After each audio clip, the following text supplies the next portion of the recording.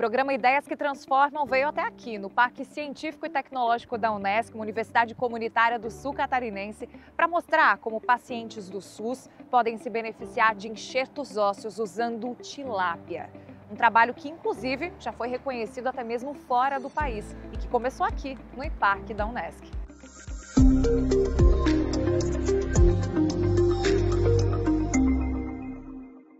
Eu estou falando não de uma, mas de várias pesquisas conduzidas pela professora doutora Sabrina Arcaro, que é a nossa convidada de hoje do programa Ideias que Transformam. Sabrina, seja bem-vinda.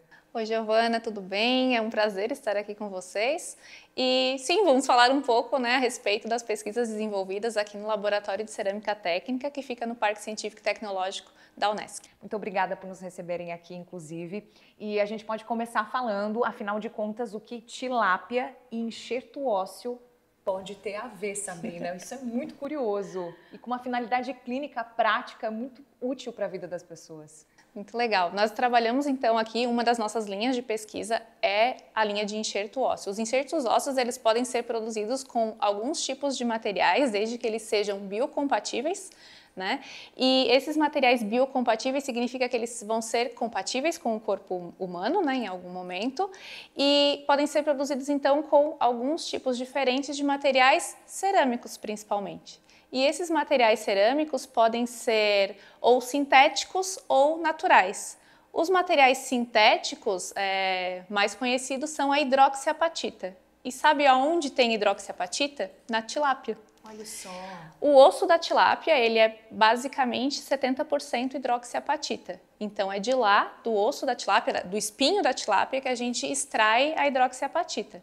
Então, é feito todo um processo de purificação dessa espinha da tilápia, de limpeza, de purificação, para retirar tudo que a gente tiver de resíduo de carnoso ali, de resíduo de colágeno que ainda tem dentro desse osso da tilápia, e a gente fica somente com a hidroxiapatita, que passa novamente por algum processo de redução de tamanho para que ela fique com o tamanho adequado para ser enxertada no local onde a gente deseja aplicar.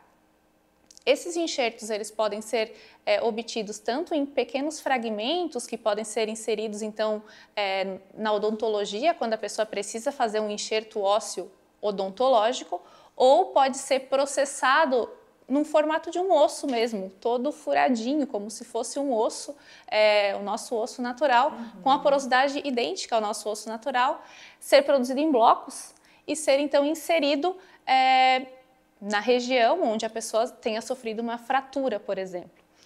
E tanto os fragmentos quanto os blocos de enxertos ósseos, eles podem ser produzidos então a partir dessa hidroxiapatita que vem da tilápia. Uma outra frente de pesquisa muito interessante que também usa a tilápia aqui dentro do seu laboratório é para curativos, para queimaduras. Acredito que seja bem interessante a gente detalhar também melhor essa outra finalidade.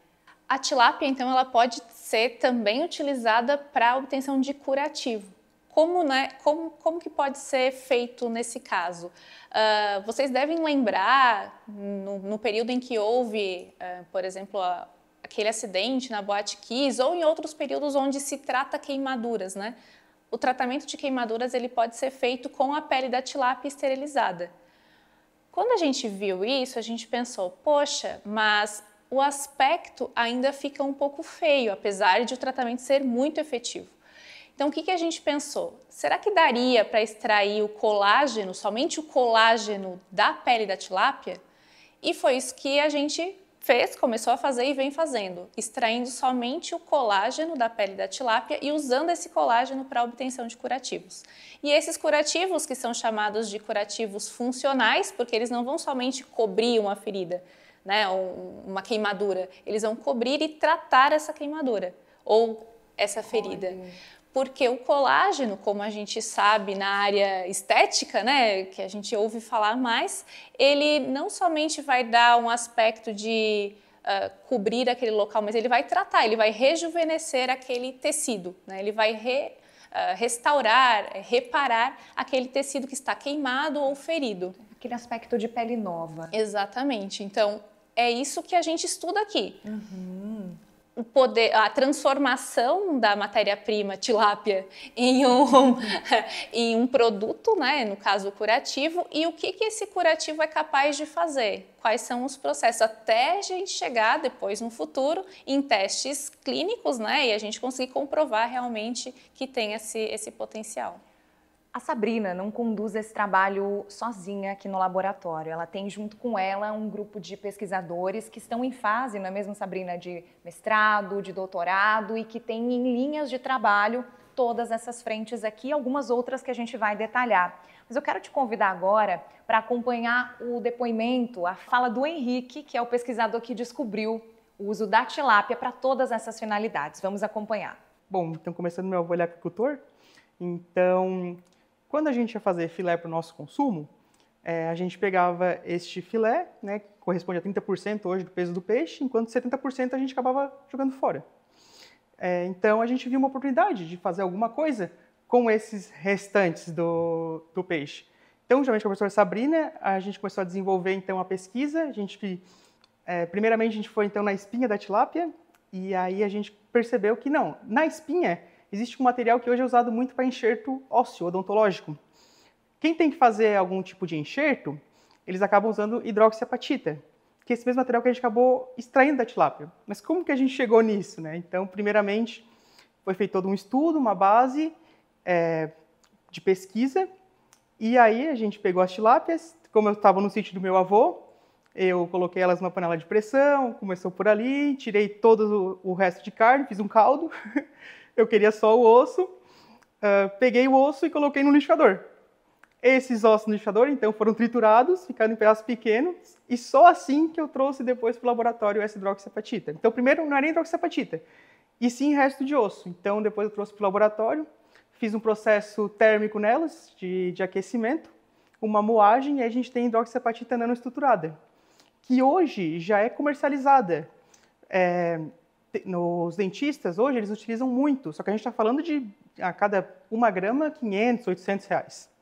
Enquanto a gente consegue com bem menos de 100 reais a partir de um subproduto, hoje, da indústria pesqueira. O nosso objetivo final é colocar esse material no SUS, porque hoje a hidroxiapatita não é um material que tem no SUS com tanta disponibilidade, é algo difícil de conseguir.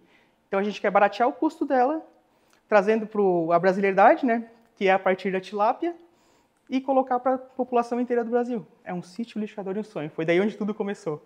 Interessante essa história do Henrique, hein? O que é um pesquisador num ambiente de sítio, ali a curiosidade científica presente, não é mesmo, Sabrina? Muito bacana a gente descobrir de onde surgem as linhas de pesquisa de vocês. Falando nisso, a gente falou sobre o uso da tilápia para essa frente de curativos, a parte também de pesquisa com a finalidade odontológica, mas quando a gente pensa em enxertos ósseos, numa linha mais ortopédica, também existe uma frente de pesquisa de vocês aqui com novidades nessa área, certo? Sim. Falando no Henrique, eu sempre falo que o pesquisador ele nunca pode perder a capacidade de ter boas ideias. Então, a gente sempre vai fazendo conexões entre as ideias, né? E, por falar nisso, entrando na parte mais ortopédica, o enxerto ósseo ele pode, então, ser feito tanto na forma de fragmentos quanto na forma de blocos, e esses blocos podem ser, então, inseridos em regiões onde a pessoa sofreu uma fratura ou até mesmo alguma perda óssea por algum acidente, alguma lesão. E nesse caso, é muito comum a gente ter diferentes tipos de rejeição, né? Principalmente na fase onde a pessoa sofreu algum acidente. Então, a reabsorção óssea ali é um pouco diferente, então é comum ter rejeição. E para tentar melhorar essa questão da rejeição, a gente acaba utilizando a hidroxiapatita lá da tilápia ou hidroxiapatita sintética e inserindo ali outros materiais, outros íons ou outros elementos químicos que vão tentar diminuir essa questão da rejeição, que é o caso do nióbio, por exemplo. Um dos nossos estudos, ele está inserindo nióbio junto com a hidroxiapatita para reduzir essa questão da rejeição, do problema de rejeição, mas também para tentar melhorar a resistência mecânica, por exemplo, resistência mecânica no sentido de a pessoa sofreu uma fratura no osso da perna, que é um osso que vai ser um osso que precisa suportar uma carga mecânica maior. Então a gente precisa garantir que a resistência daquele osso seja igual ao osso da perna, né? Então o nióbio ele acelera tanto essa parte do reparo, da regeneração, mas ele melhora a resistência mecânica também. Certo, deixa mais forte aquele enxerto ali. Exatamente. Uma outra frente que a gente não pode deixar de falar envolve pacientes em tratamento contra o câncer. Existe uma frente de pesquisa sua aqui dentro da equipe que também pode melhorar o tratamento desse tipo de paciente? Sim, a gente tem trabalhado nos últimos 5 ou 6 anos aqui dentro da universidade com tratamento de câncer por hipertermia magnética. É um tipo de tratamento de câncer que ele não é um tratamento que está sendo conduzido aqui no Brasil ainda, ele já existe nos Estados Unidos e na Alemanha. E nos Estados Unidos e na Alemanha, ainda alguns em fase de estudo, mesmo estudo clínico, mas já em estudo mais avançado.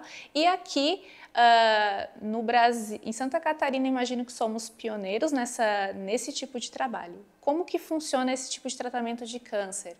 E em que fase estamos, né?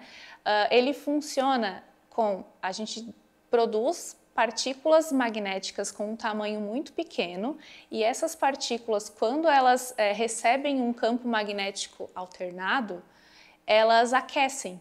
E esse aquecimento dessas partículas, ele gira em torno de 45 graus, que é uma temperatura capaz de matar, vamos dizer assim, de destruir célula de câncer, mas não célula normal.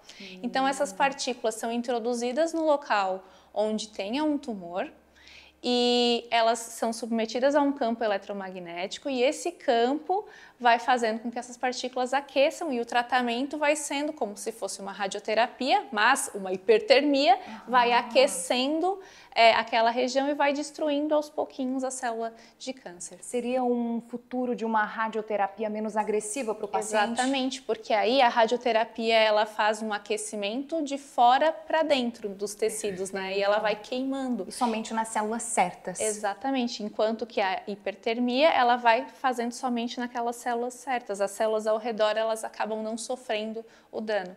Então seria um tratamento muito menos agressivo. Em que fase estamos? Ainda numa fase de estudos para definir qual é a melhor partícula. Lembra que a gente, somos um laboratório de engenharia, então estamos definindo qual é a melhor partícula, já fizemos os testes somente com células, tudo tem funcionado muito bem, mas para o estudo avançar a gente precisa de mais investimento e precisa de mais testes para a gente garantir que essas partículas elas não vão causar nenhum tipo de dano ao ser humano, elas realmente só vão causar benefícios e é isso que a gente está tentando comprovar. Quando a gente pensa em mais investimento, é porque vocês não fazem nada sozinho num laboratório, num ambiente de pesquisa. Dependem de parcerias, desde rede de profissionais da área da saúde até empresas, não é mesmo, Sabrina? Exatamente. Principalmente quando a gente trabalha com biomateriais, precisamos de uma equipe multidisciplinar. Eu sou da área da engenharia de materiais. Eu preciso de médico, de fisioterapeuta, de pessoas junto comigo que entendam da fisiologia humana, da anatomia humana,